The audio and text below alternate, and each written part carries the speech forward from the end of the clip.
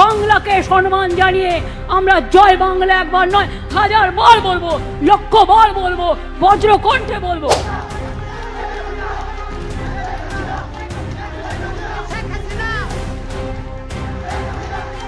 আর নয় জুলাই জুলাই, এবার হবে গণধোলাই। দিন যত যাচ্ছে রাজপথে সক্রিয় হচ্ছে আওয়ামী লীগ। ইউনূস প্রশাসন কঠোর ব্যবস্থা গ্রহণ করলেও আটকাতে পারছে না আওয়ামী লীগের বিক্ষোভ মিছিল। বিশ্লেষকরা বলছে আওয়ামী লীগ মুক্তিযুদ্ধের নেতৃত্ব দেওয়া একটি দল, সেই দলকে এভাবে দমিয়ে রাখা কখনোই সম্ভব না। আজ হোক কাল হোক রাজপথ দখল নেবেই আওয়ামী লীগ। এদিকে জয় বাংলা স্লোগান দিলেই গ্রেপ্তার করা হচ্ছে আওয়ামী লীগ নেতাকর্মীদের। এ ঘটনার তীব্র নিন্দা জানিয়েছে পশ্চিমবঙ্গের মুখ্যমন্ত্রী মমতা ব্যানার্জি। তিনি বলেন, আমাদের পার্শ্ববর্তী দেশ বাংলাদেশ, সেখানে ইউনূস প্রশাসন জনগণের বাকস্বাধীনতা কেড়ে নিয়েছে। একবার নয় লক্ষবার বলবো জয় বাংলা। কারণ বাংলাকে সম্মান জানিয়ে আমরা জয় বাংলা একবার নয় 1000 বার বলবো, লক্ষ বার বলবো। এদিকে আওয়ামী লীগের তাণ্ডব এখন শুধু ফাঁকা এলাকা নয়। গতকাল বাংলা মোটরে শোডাউন করেছে আওয়ামী লীগ। সেখানে এনসিপির কেন্দ্রীয় কার্যালয় রূপায়ণ টাওয়ারের সামনে জড়ো হয়ে বিক্ষোভ মিছিল করেছে আওয়ামী লীগ ও ছাত্রলীগ। এ বিষয়ে বিস্তারিত জানতে সম্পূর্ণ ভিডিওটি দেখতে থাকুন। দর্শক, গতকালকে থেকে আবারও আওয়ামী লীগ ছাত্রলীগের ব্যাপক শোডাউন আমরা ঢাকায় দেখতে পাচ্ছি। অন্তত 3 ধরনের খবর এই মুহূর্তে আসছে। আজকে সর্বশেষ দুপুরে বাংলা মোটরে বেশ বড় একটা শোডাউন করেছে তারা, এবং মজার ব্যাপার হচ্ছে যে তারা জড়ো হয়েছিল বাংলা মোটরে এনসিপির যে কেন্দ্রীয় কার্যালয় রূপায়ণ টাওয়ার, সেই রূপায়ণ টাওয়ারের সামনে। সেখানে পুলিশের সঙ্গে ধস্তাধস্তির ঘটনাও আমরা দেখেছি, যদিও একজন পুলিশকে ভিডিওতে দেখা গেছে, একটা গণমাধ্যমের ভিডিওতে আমরা দেখেছি। এছাড়া গতকালকে বেশ কিছু আওয়ামী লীগ ছাত্রলীগের লোকজনকে গ্রেপ্তারের ঘটনা ঘটেছে। আজকে ঢাকায় বাংলা মোটরের ঘটনাটা ছাড়াও আরও অন্তত 3টি ঝটিকা মিছিলের প্রস্তুতি দেখা গেছে, যেখানে পুলিশের তৎপরতায় শেষ পর্যন্ত মিছিলটা করতে পারেনি। ব্যাপক সংখ্যক জমায়েত হওয়ার পরেও সেখানেও গ্রেপ্তারের ঘটনা ঘটেছে। তার মানে আওয়ামী লীগের কার্যক্রম তারা বাড়ানোর চেষ্টা করছে, একের পর এক তাদের গতি বাড়ানোর চেষ্টা করছে। অন্যদিকে পুলিশের গতিও বাড়ছে। এই আওয়ামী লীগের বিভিন্ন কর্মসূচি ব্যাপারে সরকার বিশেষ সতর্কতা জারি করেছে, পুলিশকে বিশেষভাবে সতর্ক থাকার জন্য বলেছে। পুলিশ যেন এই কর্মকাণ্ডগুলোকে থামিয়ে দিতে পারে। এমনকি ঢাকা শহরে শুধু নয়, একেবারে প্রত্যন্ত পর্যায়ের প্রশাসনকেও বিশেষ নির্দেশনা দেওয়া হয়েছে। এরই মাঝে আওয়ামী লীগ তাদের তৎপরতা চালাচ্ছে। কি হলো গতকালকে থেকে আজকে পর্যন্ত ঢাকায়, রাজধানীতে অন্তত 5টি জায়গায় ঝটিকা মিছিলের ঘটনার খবর আমরা দেখছি এবং গ্রেপ্তারের ঘটনাও দেখছি। সেগুলো নিয়ে গণমাধ্যম কি বলছে, অন্তত 3টি গণমাধ্যম 3 ধরনের তথ্য দিচ্ছে, সেগুলো নিয়েই কথা বলবো এই ভিডিও। দর্শক, বলছিলাম আওয়ামী লীগের ঝটিকার মিছিলের কথা। আজকে বাংলা মোটরে, সেই খবরটা দিয়েই শুরু করি। বাংলা মোটরে দুপুরে 2টার পরে গণমাধ্যম যেটা বলছে, বিডি নিউজ 24, খুবই নির্ভরযোগ্য গণমাধ্যম, তারা এই ব্যাপারে ছবি সহ একটি প্রতিবেদন তৈরি করেছে। তাদের যে শিরোনামটা করেছে তারা, সেই শিরোনামটা দেখে নিতে পারেন। সেখানে বলা হচ্ছে, বাংলা মোটরে নিষিদ্ধ আওয়ামী লীগের মিছিল, আটক 6। এই অবৈধ সরকার কাউকে শান্তিতে থাকতে দিচ্ছে না, বলেছেন মিছিলে অংশ নেওয়া স্বেচ্ছাসেবক লীগ নেতা। এমন খবরও তারা দিচ্ছে। সেখানে ছবি দেয়া হয়েছে।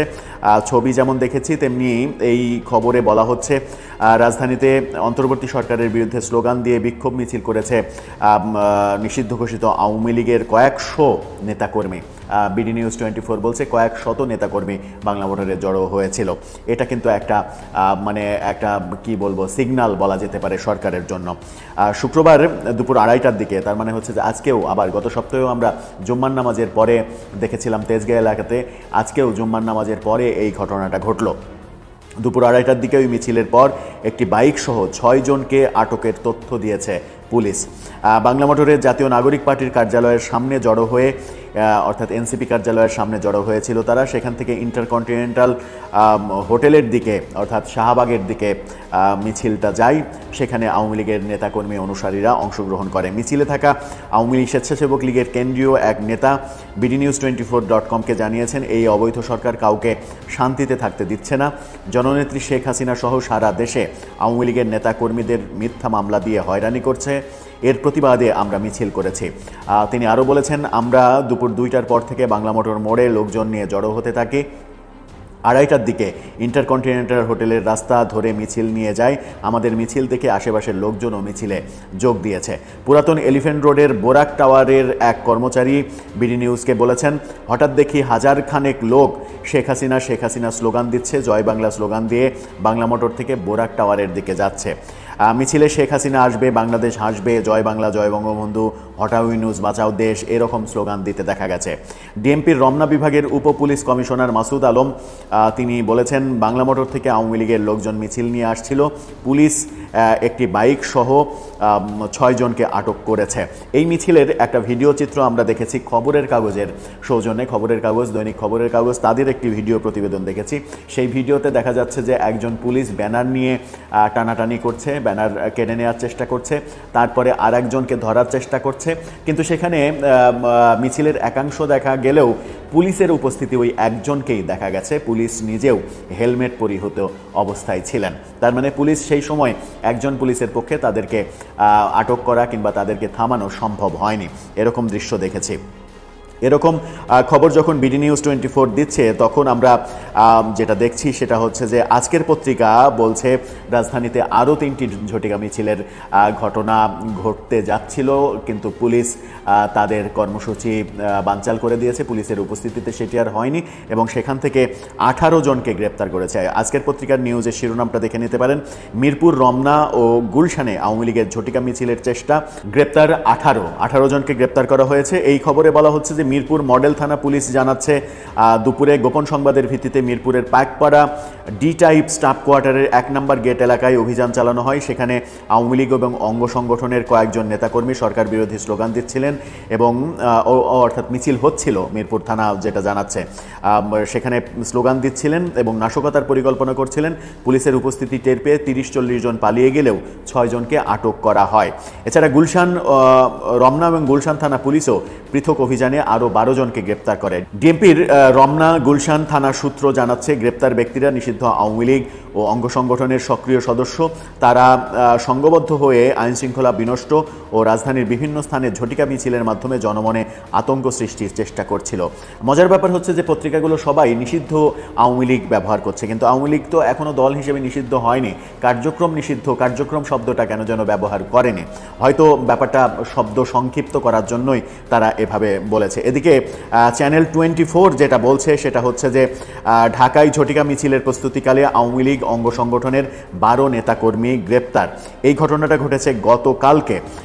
তারা বলছে বৃহস্পতিবার বেলা 3:40 দিকে দারুসালাম থানার টেকনিক্যাল মোড়ে আওয়ামী লীগ এবং অঙ্গ সংগঠনের নেতাকর্মীরা ঝটিকা মিছিলের প্রস্তুতি নিচ্ছিলেন। খবর পেয়ে পুলিশের টহল দল ঘটনাস্থলে যায়।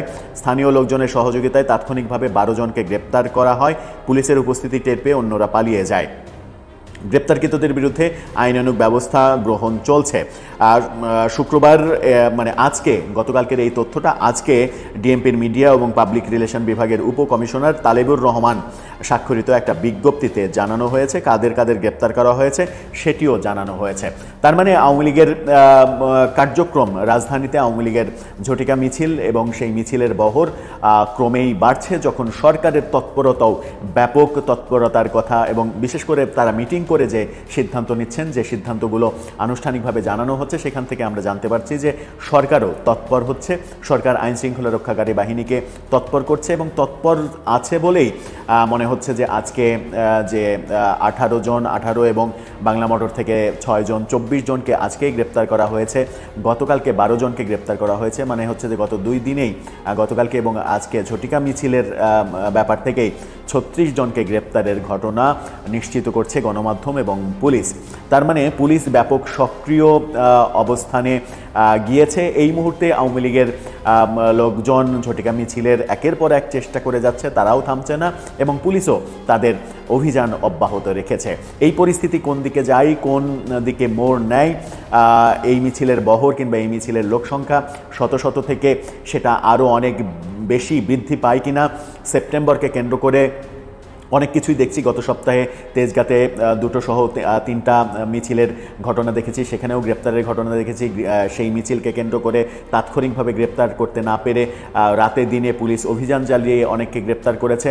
এবং সেপ্টেম্বর কেন্দ্রিক পুলিশের যে গোয়েন্দা রিপোর্ট আওয়ামী লীগ বড় কিছু করার পরিকল্পনা করছে, সেটা কোন দিকে যাচ্ছে, সেটা বাস্তবতায় আছে কিনা, সেটা আওয়ামী লীগ করতে পারবে কিনা, নাকি পুলিশ সমর্থ হবে তাদের এই কর্মকাণ্ডগুলোকে রুখে দিতে, সেটা সময়ই বলে দেবে। সেটা আমরা হয়তো ঘটনার পরিক্রমায় জানতেও পারবো।